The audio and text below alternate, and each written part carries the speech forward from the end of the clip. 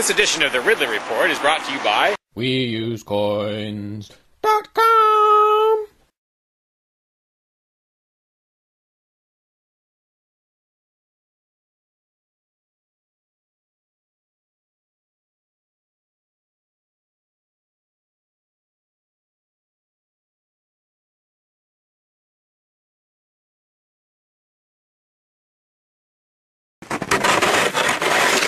When I was out there a couple years ago, I tried to do a video, I got rid of some of the ice and did a little video about it, suggesting maybe that I shouldn't be the only one.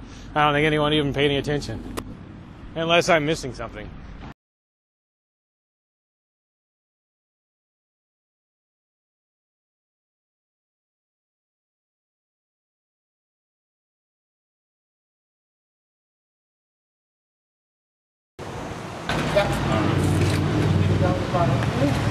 Yeah, Free Staters are always saying more Mayberry, less Fallujah.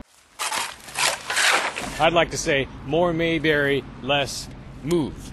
If you remember Move, they were the communist-leaning commune in Philadelphia that was burned to the ground by authorities along with most of the neighborhood.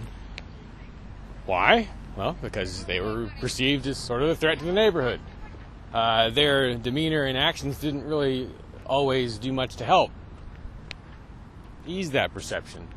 Initiation of property tax resistance. Simply put, I bought this land here under the impression that I own it. It should be accompanied by and thus associated with some sort of improvement to the neighborhood.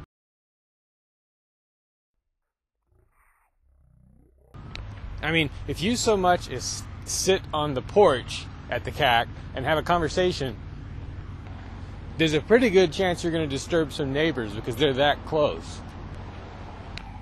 Imagine how much negativity there's going to be toward the CAC, toward Ian, as the place starts to become a real ground zero of some kind of property tax revolt. Because a lot of things will probably have to be done at or near the CAC to harden it in some way against the authorities. Once that 3-year mark is crossed and the place can be seized, there's going to have to be quite a few people there at all times so that when they come for it, the maximum stink can be raised. But again, it's in such a residential neighborhood that the stink is going to be a double-edged sword. My expectation would be that on the day they come for the house, the authorities will impose... Well, actually, before they even take it, they may impose an exclusion zone which bans any number of people from being at the house. On the day they take it, they will probably block roads leading to it. The way you handle that, maybe, would be to create scenes of some sort at each of the roadblocks, or to occupy some piece of town property in response, peaceably, expecting to be dragged out of there. But the goal here, I think, probably should be not just to maximize publicity, everyone already knows that, but to trigger a sort of second or third phase in the property tax revolt, to inspire someone else to do the same thing, hopefully 10 or 15 someone else's. Now, if Ian and company have set different goals, fine. But what exactly are the goals? I mean, there should be clearly defined objectives.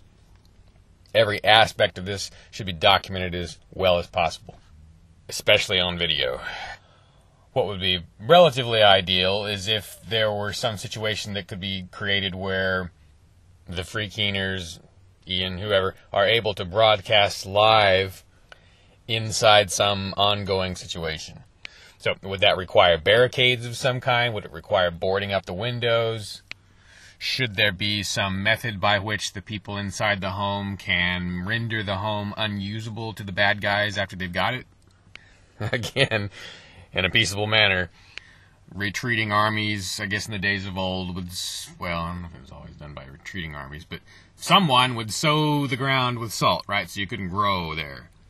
The Swiss, in their time, made plans to eliminate infrastructure on their withdrawal from Nazi troops in the event of an invasion. In our less warlike situation, what are the options for the free keeners? Are you in favor of this? Then why do you use this? Instead, maybe you should use this. Spending a government's currency does more than anything else to prop up that government. Please, starve the monster by using other currencies when you can. The most exciting of these is Bitcoin, the currency of peace. Inflation resistant, it's the easiest money to send and receive over the web.